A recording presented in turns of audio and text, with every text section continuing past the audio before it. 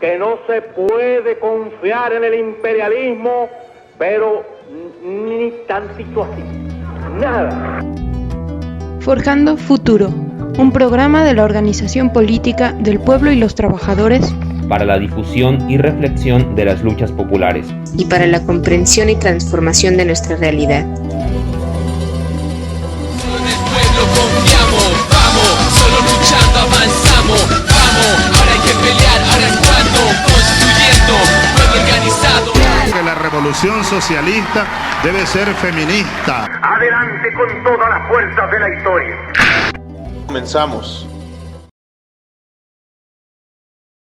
Hola, ¿qué tal? Estamos en vivo una vez más en su programa Forjando Futuro. Me presento, soy Fernanda Justo. Se presenta mi compañero. David Pedraza, buenas noches.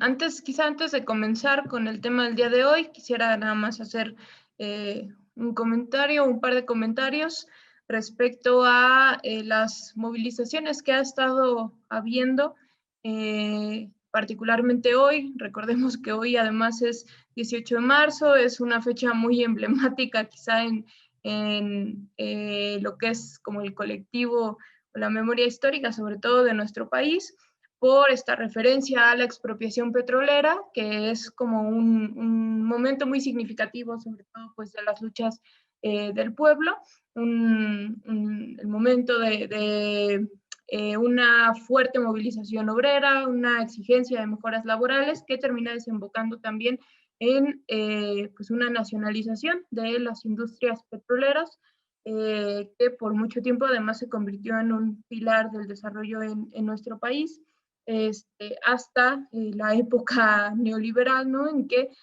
se dio marcha a un proceso paulatino de privatizaciones y después ya no tan paulatino a partir del 2013 con la imposición por parte del gobierno de Enrique Peña Nieto de la reforma energética. Un poco en ese contexto, el día de hoy los compañeros del Sindicato Mexicano Electricista se movilizaron a la Suprema Corte de Justicia, puesto que, como ya hablamos en programas anteriores, el presidente de la República presentó una iniciativa de ley a la reforma eléctrica el pasado 9 de marzo y ya hay amparos, además aprobados, en contra de esta reforma, ¿no? Por parte de empresas privadas que no están de acuerdo, que se mantienen en la línea de impulsar el mercado eléctrico y pues en contra, digamos, de este fortalecimiento de una empresa nacional, pública, que sea como la rectora de todo lo que tiene que ver con garantizar la luz eléctrica en nuestro país, ¿no? En todos los sentidos. Entonces, bueno, un poco se dio esta manifestación, además recordando que en 2013 fue justamente la Suprema Corte de Justicia quien le negó el amparo o el triunfo que ya les había dado un tribunal colegiado a los compañeros del sindicato, en el que se reconocía a la CFE como patrón sustituto. En este caso la Suprema Corte dijo que no, y de alguna forma terminó de avalar todo este proceso que inició con el decreto inconstitucional de Calderón, de despojo del trabajo de los compañeros y compañeras. Entonces, pues comentar que esto además ocurrió junto a otra manifestación en contra de las sumas. Ya el programa pasado hablamos también acerca de este tema, y probablemente volvamos con esto, puesto que está siendo también sumamente cuestionado, pero además un eje aglutinador de diversas fuerzas en defensa de este derecho a un retiro digno y pues finalmente a una vejez digna para todas y todos, ¿no? Y bueno, ahora sí, el tema que elegimos para el día de hoy es hablar acerca de la crisis del agua, particularmente porque hay una situación en la zona metropolitana de Guadalajara, pero no solo por ello. Justamente lo que nos interesa es dimensionar el tamaño de esta crisis. Nuestro país se calcula que hay alrededor de 36 millones de personas que no tienen acceso al agua potable en sus casas. Esto además se muestra de maneras sumamente desiguales. Por ejemplo, Hay de hecho una encuesta que es de 2019, es decir, ya es previo a la pandemia, y esto lo retomaré después, en la que se pregunta a la población acerca del suministro de agua potable que tiene.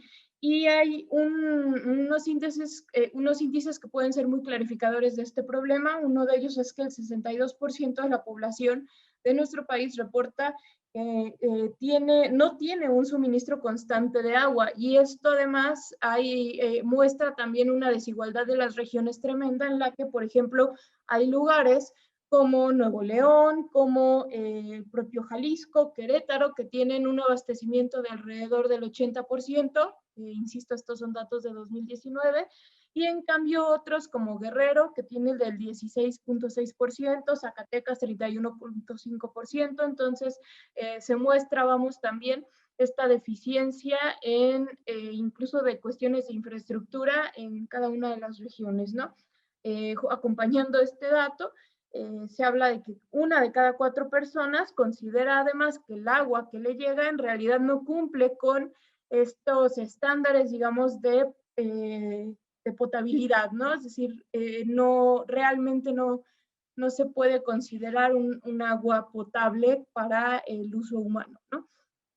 Ya decía, esto me parece que en el marco de la emergencia sanitaria cobra aún más relevancia, es aún más delicado. Durante los primeros meses de pandemia, ya en lugares, por ejemplo, en la Ciudad de México, que sabemos que también es una ciudad pues que constantemente, sobre todo en algunas zonas, tienen problemas con el abastecimiento de agua, se estuvo denunciando justamente que hay colonias enteras que no tienen acceso a este recurso, y que por lo tanto hacía muchísimo más difícil poder cumplir con las medidas, sobre todo de higiene, que sabemos y además hoy, a un año prácticamente de la pandemia, sabemos que es lo fundamental para poder evitar contagios, más allá de los tapetes sanitizantes, de estos arcos supuestamente que se ponen en diferentes lugares, ¿no? Se ha comprobado que lo más útil es realmente mantener una buena higiene, pero para esto se necesita el acceso al agua. Además, evidentemente se ha visto incrementado el uso del agua, tanto por, digamos, estas propias medidas que ya menciono de lavado de manos constante, etcétera, como también por el obvio incremento que implica el que la población se quede en casa, ¿no? El mayor uso en casa del recurso, en baños, en lavar cuestiones de cocina, etcétera, ¿no? Entonces, esto de hecho ha sido también un poco utilizado como pretexto para plantear que, bueno, digamos, como una conjunción de problemáticas. Por un lado, hemos tenido años, sobre todo el año pasado, en el que prácticamente no ha llovido, ha habido fuertes sequías, y por otro lado, un incremento en el consumo de agua potable. Entonces, esto ha provocado aparentemente una crisis, pero que justamente al recurrir a datos anteriores, vemos que esto es de mucho más atrás, ¿no? Y ha habido diversas, digamos, voces que han planteado que cómo puede ser posible que en medio de una pandemia no se pueda garantizar, además, que es un derecho humano, ¿no? El acceso al agua, que además conlleva a otros derechos, entre ellos, por ejemplo, el derecho a la salud, etcétera, ¿no? Entonces, son cuestiones que van justo entrelazándose para pues presentar el panorama en el que estamos, y que, ya decía al principio, nos mueve sobre todo porque desde hace algunas semanas y para los próximos meses, esta va a ser una constante, al menos en nuestra región, ¿no? Sí, andando un poco en esto nada más, creo que para todos es claro, el cambio es bastante perceptible, pues el cambio climático que se ha dado en los últimos años. No, prácticamente todos hemos percibido este mayor calor en los últimos años respecto a lo que tradicionalmente estábamos acostumbrados. Y de hecho, conforme a diversas investigaciones, en general en el país se está pasando por un periodo de sequía que se aproxima ya a lo que se denomina sequía severa, sobre todo en algunas regiones como es el caso de Jalisco. Esto Por un lado, por los propios ciclos que tiene pues, las propias lluvias, donde hasta cierto punto es común que se pase por periodos de sequías, pero sin duda alguna estos ciclos naturales, lo pongo así, se han visto agravados por el propio actuar de la actividad industrial, sobre todo, donde tenemos que no es solo que exista menos cantidad de agua, sino que la cantidad que existe se distribuye dando prioridad la mayoría de las veces a procesos industriales más allá que a actividades primarias como sería el garantizar en esas comunidades pues el acceso a un agua limpia y de calidad suficiente, que lo iremos como desglosando a lo largo del programa. Y esto aunado a que la propia actividad industrial también lo que hace es complicar cada vez más el que existan estas zonas de recarga, es decir, zonas a partir de las cuales el agua se infiltre hacia los mantos que están por debajo de la tierra y que estos funjan como una reserva de agua para las épocas de sequía. Esto debido, por ejemplo, a el incremento del área como tal pavimentada, que no permite la infiltración del agua, e incluso a la sobreexplotación de diferentes cuerpos de agua y trasvases, de llevar agua desde un sitio hasta otro mediante acuíferos que recorren cientos de kilómetros, con el objetivo, la mayoría de las veces, de que la industria tenga disponible el agua para sus procesos. Procesos que además, como lo veremos en el siguiente bloque, suelen ser bastante ineficientes. No es solamente la cantidad enorme de agua que se utiliza, sino la manera tan ineficiente en que se hace y que no se exige a estas empresas que traten los residuos que generan, porque pues la propia actividad industrial genera que el agua se contamine de manera muy importante y no se les exige por otro lado que la limpien al menos hasta un nivel aceptable para que ahora sí que el propio ciclo natural pueda hacer el resto del proceso para continuar incorporando el agua hacia el ciclo del agua a niveles aceptables para la salud de los ecosistemas y para el consumo humano. Con esto creo que vamos a un primer bloque musical y regresamos.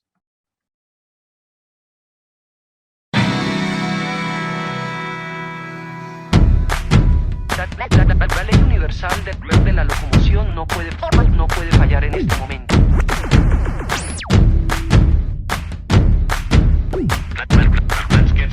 Moving, all the people moving.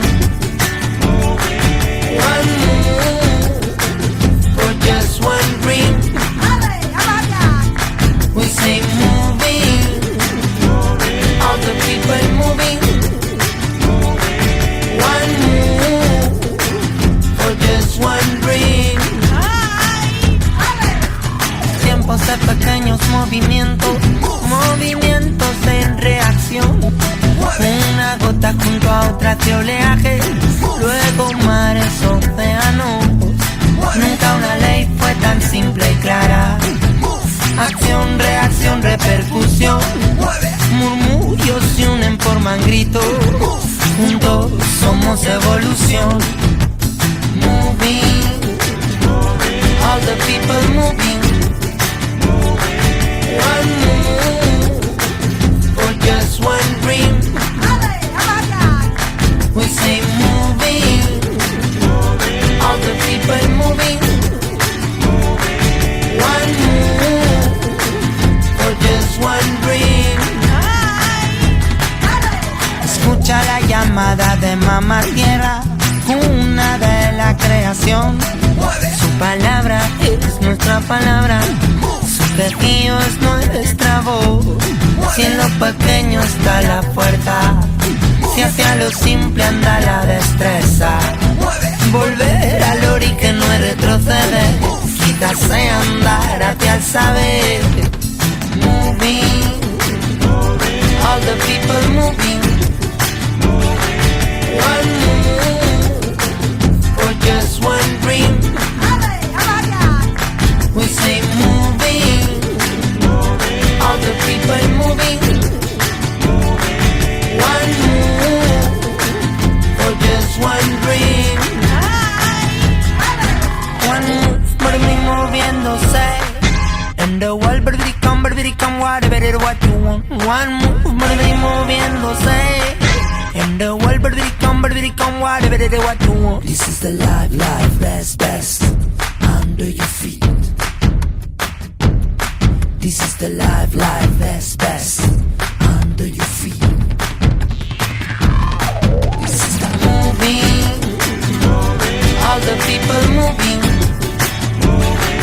One move, for just one dream. We say moving, all the people moving.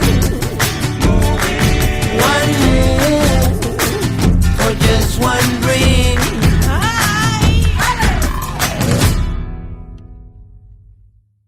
Bueno, ya estamos de regreso aquí en Forjando Futuro. Estamos hablando acerca de la crisis del agua y bueno, les invitamos por supuesto a seguirnos en redes sociales. Estamos en Facebook como PT Jalisco y a seguir también todo el contenido de los compañeros de Radio ESME. Retomando justamente con lo que cerrabas el bloque anterior, David, me parece que esta cuestión de cómo se utiliza el agua puede ser fundamental para comprender cuál es el problema, ¿no? Ya hablábamos acerca de, por un lado, digamos, este incremento en el uso del recurso, por otro lado, las reales afectaciones que está teniendo el cambio climático y, vamos, en todo esto, en realidad es la forma en la que los seres humanos estamos apropiándonos y, digamos, impulsando formas de desarrollo que son sumamente agresivas con el medio ambiente y en general con todos los recursos naturales, y particularmente el tema del agua es quizá uno de los que son de mayor gravedad. En el caso de México, además, llama muchísimo la atención justo el hecho de que haya, por ejemplo, este contraste, ¿no? En que miles de personas, millones de personas no tienen el acceso a este recurso y sin embargo las grandes empresas, sobre todo multinacionales, se apropian del mismo prácticamente en todo el territorio nacional. Se habla de que alrededor de 133,000 millones de litros son los que utilizan la industria, por ejemplo, de comida ultraprocesada, particularmente lo que son Coca-Cola, Pepsi, Danone, Nestlé, Bimbo, etcétera. Lo que además significaría, digamos, el poder llenar aproximadamente 16,862 veces el lago de Chapala, que es el lago más grande que tiene México, y que, vamos, nos muestra de alguna forma esta dimensión de la apropiación del recurso, que además no se queda únicamente en lo que se utiliza para impulsar esta industria, creo que justo es con lo que tú vas a continuar, sino que también lo que se desechan, además de estos 133,000 millones de litros, se desechan 119,000 millones que además son regresados a cuencas y acuíferos, pero sumamente contaminados, ¿no? Y tenemos incluso, digamos, como consecuencia, casos como el del río Santiago, como otros, el río Sonora, ¿no? Que también fue sonado hace algunos años, en donde hay una concentración de minerales y de sustancias tóxicas que ya se ve, ya tiene consecuencias en la salud, incluso de las nuevas generaciones, ¿no? Por supuesto, no digamos del propio ecosistema, de los animales, etcétera, que de alguna forma pues se siguen alimentando de esta agua, ¿no? Se siguen nutriendo de esta agua. Otro dato que me parece que es muy claro respecto a esto es respecto a esta desigualdad, ¿no? En la distribución del agua, es que México es el segundo lugar en América Latina donde hay una desigualdad tal de la demanda y la cantidad de agua disponible que vemos que justo no es posible abastecer ese consumo diario y en cambio a las grandes empresas no les falta agua, ¿no? Yo me preguntaría, por ejemplo, ¿a cuántas plantas de Coca-Cola hoy en día, en medio de esta crisis, se les ha reducido la cantidad de agua que puedan consumir, ¿no? ¿Cuántos cortes está realizando, por ejemplo, el CIAPA en empresas de este tamaño? Mientras que, y esto igual lo abordaremos un poquito más adelante, mientras que más de 200 colonias en la zona metropolitana de Guadalajara no tienen agua, ¿no? Entonces son algunas muestras, digamos, de que el problema en sí mismo no es precisamente ni la sequía, ni la falta de lluvias, etcétera, sino la mala planeación orientada a proteger, a abastecer, a ensanchar la industria, en general todo lo que es la industria, pero particularmente en este caso hablo de la industria de comida ultraprocesada, pero un caso similar es lo que ocurre, por ejemplo, en Guanajuato con la industria automotriz, ¿no? Una vez que, en toda la zona del Bajío, en realidad se empiezan a impulsar todas estas plantas automotrices, también el consumo de agua, la necesidad de que estos corredores industriales tengan agua es mucho mayor, y esto, que también lo trataremos de abordar rápidamente, genera estos megaproyectos, por ejemplo, como el de la presa del Zapotillo, ¿no? Que afecta a miles de habitantes. Bueno, te dejo la palabra, David, para que también complementes esta parte. Sí, quiero retomar sobre estos datos que mencionas del consumo que hacen las grandes empresas. Ya mencionabas estos 133,000 millones de litros, ya mencionaste que prácticamente es suficiente para llenar 17,000 veces el agua de Chapala. Bueno, aquí quiero como centrarme en que de esos 133 millones de litros, 119,000 se desechan, ya lo mencionas, muy contaminados hacia los diferentes acuíferos. Estamos hablando entonces de que el 89% del agua que se utiliza no es como que, por ejemplo, sobre todo porque estamos hablando de empresas como Coca-Cola, como Pepsi, como Danone, que lo que hacen es alimentos. Entonces, pudiéramos suponer que finalmente esa agua, aun cuando vaya de por medio una apropiación de riqueza a partir de recursos naturales de esas empresas, esa agua termina siendo consumida por los seres humanos, pudiéramos pensar eso. Sin embargo, pues es una cantidad mínima, porque estamos hablando de que de esa total de agua que se extrae, el 90% prácticamente se regresa, pero se regresa de manera muy contaminada. ¿Esto por qué? Por la ineficiencia de los propios procesos de esta industria. Por ejemplo, igual respecto a Coca-Cola, un informe de la propia empresa en Holanda, pues reveló que se utiliza por ejemplo, 7 litros de agua en promedio únicamente para la fabricación de una botella de plástico. Entonces, no es únicamente el agua que se consume como tal, sino todo lo que tiene que ver con el proceso. Mencionas León, Guanajuato, que de hecho lo vamos a estar mencionando a lo largo del programa. ¿Por qué? Porque es una zona industrial importante en el país cuyo consumo de agua es bastante importante. En el caso de la planta de Coca-Cola, que está ubicada ahí en León, pues esta produce 728 millones de litros de productos, de refrescos, vamos. Y ya anteriormente hice esta mención de cómo realmente si se quieren producir esos 728 millones de litros de productos, pues estamos hablando de que prácticamente el consumo es 10 veces superior por lo ineficiente del proceso. Sin embargo, la cantidad de agua que tiene autorizada extraer esta empresa es únicamente de 690 millones de litros. Entonces, aun cuando su proceso fuera 100% eficiente, estarían produciendo mayor cantidad de refresco en litros que la cantidad de agua que les es permitido extraer. Esto de lo que nos habla es de que en general las concesiones no se respetan. Si ya de por sí se concesiona el agua a un precio prácticamente de regalo, es una cantidad simbólica lo que pagan las grandes empresas por el agua que consumen. Bueno, ni siquiera se controla que en realidad estén extrayendo únicamente aquello que están autorizados, aun cuando existe la tecnología y pudieran implementar estos mecanismos para dicho control, pues bueno, la CONAGUA y demás organismos nacionales pues no han destinado el presupuesto suficiente ni parece que hay interés real por controlar estos consumos de las grandes empresas. Y no sé, por ejemplo, también estas empresas les gusta mucho como que poner publicidad en la que se ponen ellos mismos como si fueran muy amigables con el ambiente.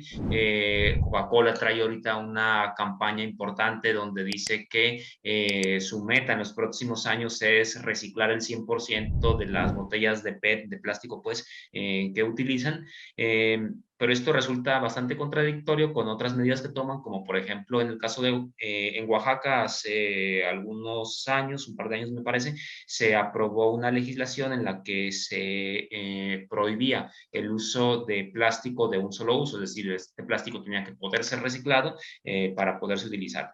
Y sin embargo, Coca-Cola pues presentó múltiples recursos legales para ir en contra de esta ley. No pudieron frenar la ley, sin embargo, muchos de los recursos legales siguen abiertos y Coca-Cola pues sigue peleando el que se les permita utilizar plástico de un solo uso. Esto a la par que dice que ellos están súper interesados en reciclar todo el plástico de sus botellas. Entonces finalmente resulta más una campaña publicitaria que una intención real de hacer un bien al medio ambiente, o de al menos hacer menos daño del que ya de por sí están haciendo. Además, conforme a diversos investigadores, pues la mayoría de estos programas, como algunos otros que tienen de supuesta reforestación para recarga de mantos acuíferos, pues su finalidad es más el deducir impuestos y el nuevamente utilizar a estos pues para sus campañas publicitarias. Esto es algo generalizado, o sea, ahorita tomé como ejemplo esto de Coca-Cola porque pues, recientemente salió un estudio bastante completo e interesante por parte de un medio justamente de Guanajuato que se denomina PopLab. Sin embargo, bueno, sabemos aquí en la zona metropolitana, pues, el terrorífico antecedente de toda la zona del Salto, donde justamente ese corredor industrial, pues ha contaminado las aguas durante las últimas 3 o 4 décadas y donde el propio gobierno del estado ha ocultado sistemáticamente la información, ha ocultado los resultados de los estudios de cómo el agua está de más contaminada. Sabemos el caso de la muerte de este niño por consumir agua del río Santiago y tenemos las múltiples afectaciones de problemas renales en esta región, lo cual ya menciono, la información ha sido ocultada por el gobierno y cínicamente sigue como información reservada a la cual pues únicamente se ha podido tener muy poco acceso. No sé si quieres como completar algo sobre esto mismo, pero vamos al siguiente corte. Sí, creo que más bien vamos al siguiente corte y regresamos para comentar acerca de lo que está pasando en la zona metropolitana de Guadalajara. No olviden que pueden seguirnos en redes sociales, estamos en Facebook como OPT Jalisco y para que sigan también todo el contenido de los compañeros de Radio SME. Enseguida regresamos.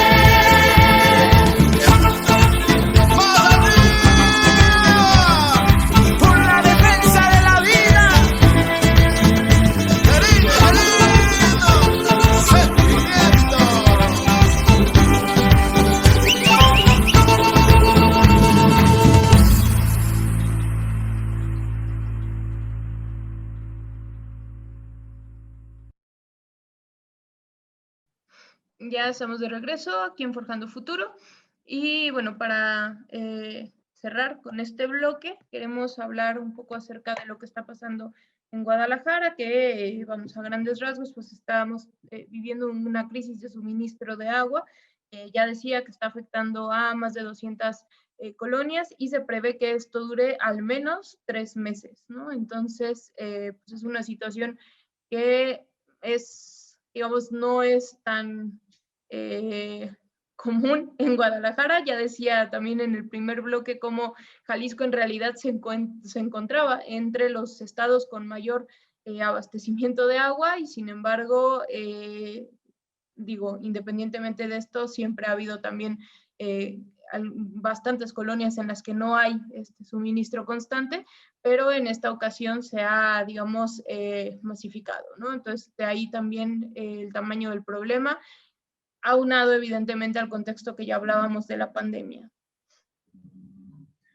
Sí, creo que es una suma de muchos factores. Ya hemos hablado de cómo la pandemia incrementó el consumo del agua, ya hemos hablado de cómo pues estas condiciones de sequía se han agudizado en los últimos 3 años prácticamente. Y bueno, a lo que estamos hasta cierto punto acostumbrados en Guadalajara es a que periódicamente se hagan algunos tandeos, le nombran, sobre todo pues en esta época cercana a la llamada Semana Santa. Sin embargo, generalmente estos tandeos, pues lo que se hacía era avisar con anticipación qué colonias se van a quedar sin agua, cuáles días, y casi siempre esos tandeos iban vinculados con algunos mantenimientos a las propias líneas de distribución de agua. La diferencia este año ha sido en que de entrada, no se, bueno, ni siquiera se mandaron como tandeos, sino que se cortó el agua de manera intempestiva en la mayoría de los casos, sin dar ningún tipo de aviso a varias colonias, sobre todo de Guadalajara y de Zapopan. Se implementó supuestamente un sistema de pipas, pero de manera inicial no se avisó durante cuántos días no iba a haber agua, ni se dijo bien a qué se debía. Después salió el gobernador a dar algunas declaraciones y lejos de proponer soluciones, pues era más crear declaraciones como que, por ejemplo, la presa Elías González Chávez, que es más conocida como la presa Calderón, se encontraba totalmente seca y que si no se tomaban medidas urgentes, pues esto iba a colapsar y prácticamente toda la zona metropolitana se iba a quedar sin agua. Después ya vimos hacia dónde iban dirigidas sus declaraciones de esas medidas urgentes, porque después ya las hizo más explícitas, pero pues llamó la atención porque desde sus primeras declaraciones dijo que la situación era crítica porque la presa Calderón, la cual estaba, dijo él, totalmente seca, proporcionaba el 14% o proporciona, según él, el 14% del agua a la zona metropolitana de Guadalajara. Rápidamente, múltiples investigadores salieron a confrontar estas cifras con datos de la propia Conagua, donde, según los cálculos, realmente de la presa Calderón se extrae únicamente un 4% del agua que llega a la zona metropolitana de Guadalajara. Las principales fuentes de abastecimiento para la ciudad son otras, son algunos pozos que se encuentran distribuidos en distintas zonas y sobre todo el lago de Chapala. Si bien existe, sí, una situación real de escasez, creo que el gobierno está sobredimensionándola, o si no sobredimensionándola, al menos sí dándole un manejo político para otros fines. Por ejemplo, en el caso de la presa Calderón, bueno, no es que se encuentre totalmente seca, realmente se encuentra a un 17% de su capacidad. Sin embargo, esto sí es una capacidad insuficiente para la cantidad que bueno, no es funcional pues extraerle agua de esa manera, pero tampoco es que años anteriores haya estado al 100% de su capacidad. De hecho, el promedio es de que esté apenas a un tercio de su capacidad. El propio lago de Chapala se encuentra actualmente únicamente a un 54% de la capacidad que suele manejar. Y bueno, sí, claro que existe una situación complicada por todo lo que ya describimos en los bloques anteriores, pero también está el manejo político que se quiere dar de esta. Además, no, por parte del gobernador, por ejemplo, se ha centrado el discurso en que el problema es que no hay agua, entonces hay que traerla de otros lados, cuando la mayoría de investigadores mencionan que esto de estar trayendo agua desde sitios cada vez más lejanos de la ciudad no es la solución, porque incluso está escaseando en esos sitios más lejanos. Por ejemplo, el agua que llega hasta la presa Calderón, que ahorita no se está pudiendo llenar, pues es la misma cuenca que proviene del Río Verde, que es una de las soluciones que quiere darle al Faro. Entonces, pues no va por ahí el asunto. Mencionan los investigadores que el desperdicio de agua en la propia red de distribución es muy alto. ¿Por qué? Porque estamos hablando de tuberías, en muchos de los casos con alrededor de 80 años de antigüedad, donde pues el 40% del agua se pierde en dichas tuberías. Estamos hablando de que desde hace muchísimos años no se ha implementado algún tipo de sistema que permita captar mayor cantidad de agua de lluvia. El sistema actual, toda el agua la revuelve hacia el drenaje y pues esta es agua que en su mayor parte queda inutilizada porque no recibe tratamiento, gran proporción de ella, únicamente alrededor del 40% del agua que va al drenaje recibe algún tipo de tratamiento, el resto pues no tiene tratamiento alguno, a pesar de que ha habido proyectos al respecto, pues la mayoría de estos se han dejado a medias, por así decirlo. Y bueno, regresando a esto del manejo político que se le quiere dar, pues hace unos días, el fin de semana, el presidente López Obrador visitó Jalisco y pues ahí ya fue donde Alfaro clara y abiertamente le dijo al presidente que si no se reactivaba el proyecto de la presa del Zapotillo, pues la zona metropolitana se quedaría sin agua. Yo creo que de esto puede comentarnos un poco más, Fer.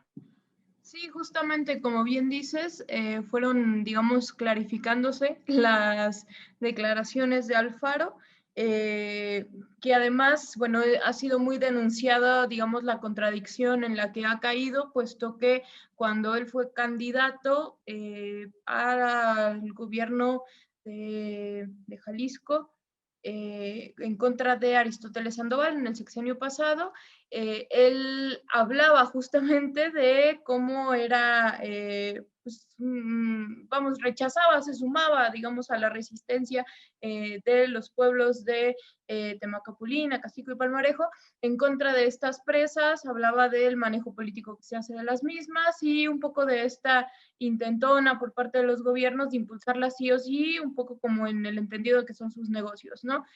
Sin embargo, ya como gobernador él retoma este proyecto,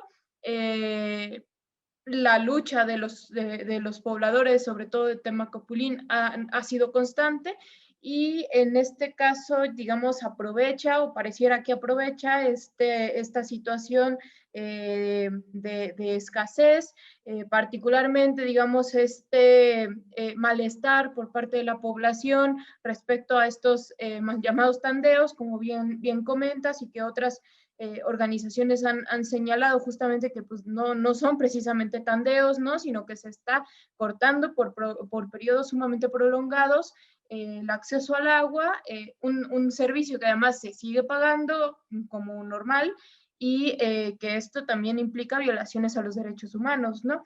Entonces, en medio, digamos, de estas situaciones que Enrique Alfaro habla de que es necesario reactivar el proyecto del Zapotillo, la presa en Temacapulín, y además alude justamente a la gravedad del problema, planteando que si no es a partir de esta solución, no vamos a poder, digamos, pues dar salida a esta crisis del agua en Guadalajara, ¿no?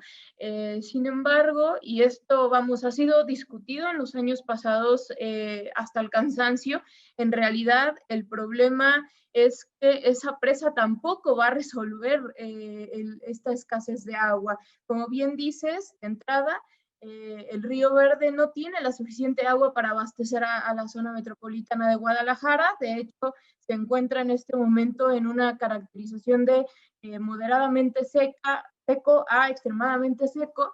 y digamos que el sustento o el argumento de la mayoría de los defensores de este proyecto se basa en digamos, el diagnóstico que se realizó hace 15 años, ¿no? Entonces, no hay una actualización de los datos y en cambio sí ha habido digamos, un trabajo de concientizar, no solo respecto a que esto no va a solucionar el problema, incluso el denunciar que en realidad es falso que con esto se vaya a abastecer a la zona metropolitana de Guadalajara y mucho menos a la población, digamos, de a pie, sino que los principales beneficiados de esta presa serían los corredores industriales, pero además de Guanajuato.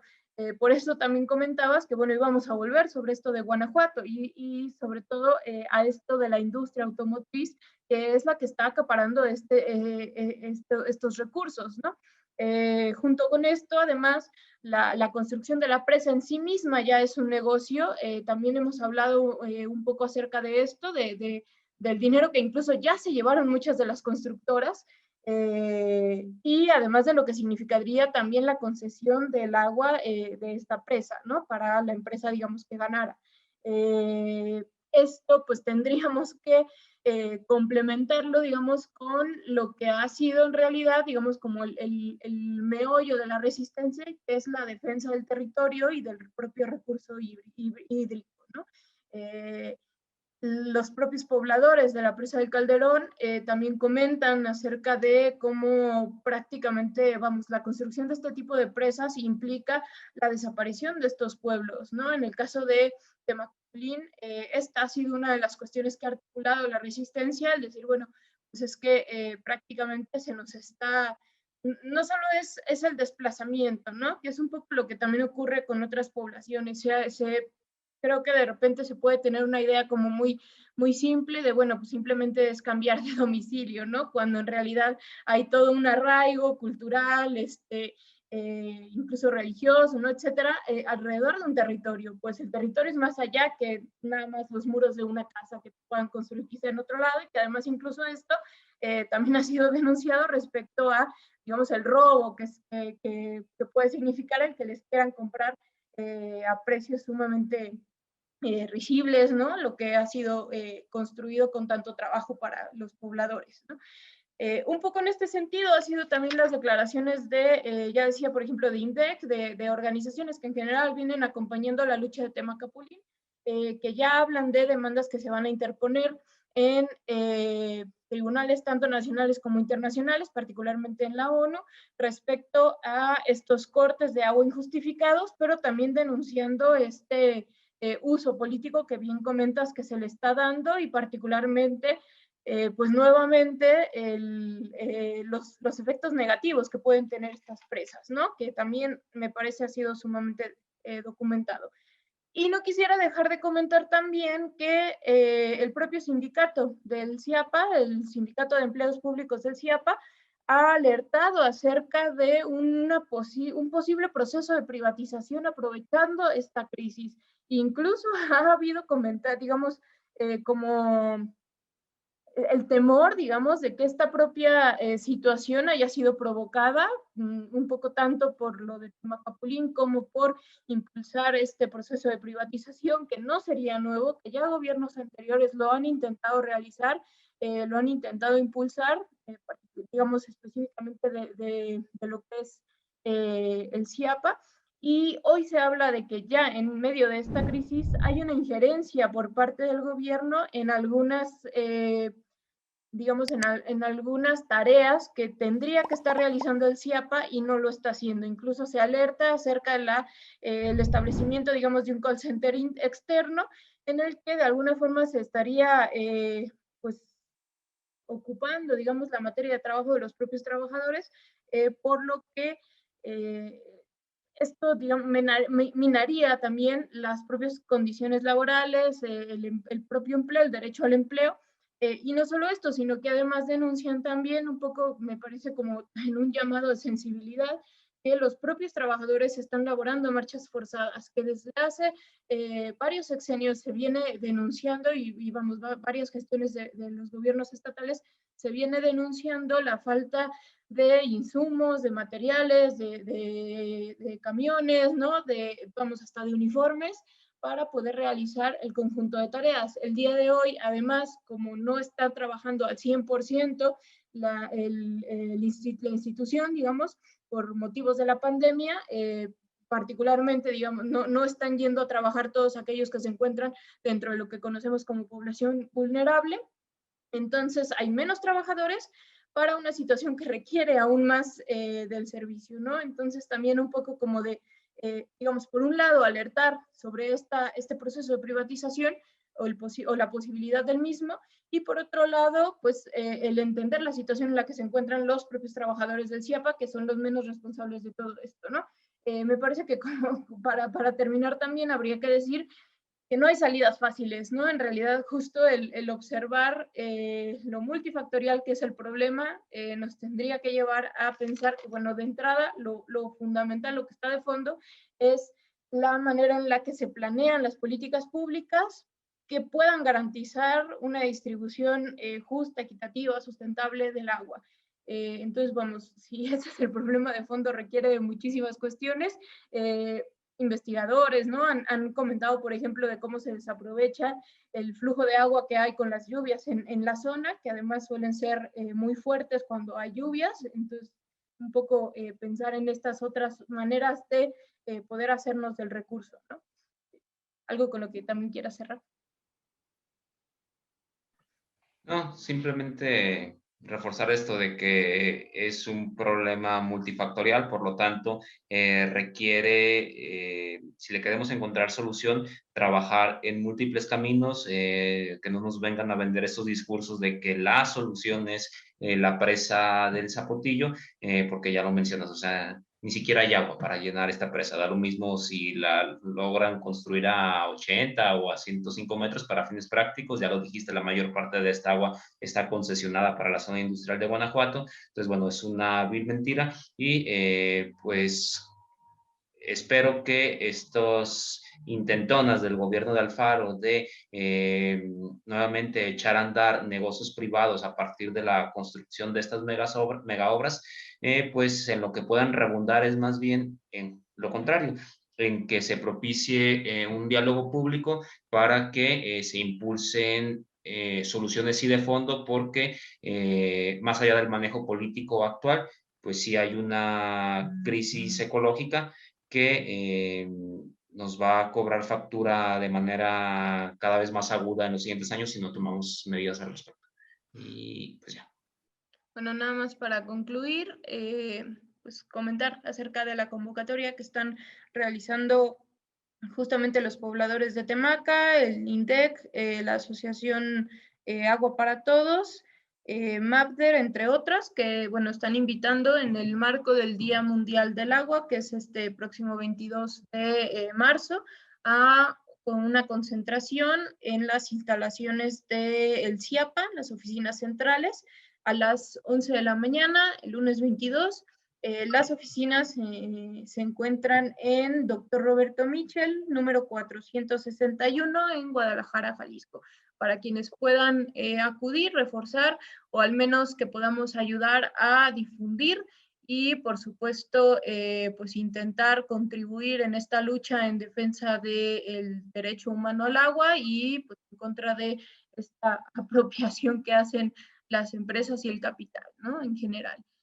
Gracias por habernos escuchado. Les esperamos el próximo jueves aquí en Radio SME. Esta vez se transmitió viernes por problemas técnicos, pero bueno, los viernes a las 7 de la noche, ya saben, Forjando Futuro por Radio SME.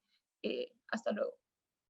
Este es un llamado a la clase obrera y al pueblo a reafirmar su posición combativa y a reemprender con más fuerza que nunca la lucha sin cuartel contra las clases patronales. Aquí no hay medias tintas. La única fórmula es profundizando los cambios revolucionarios.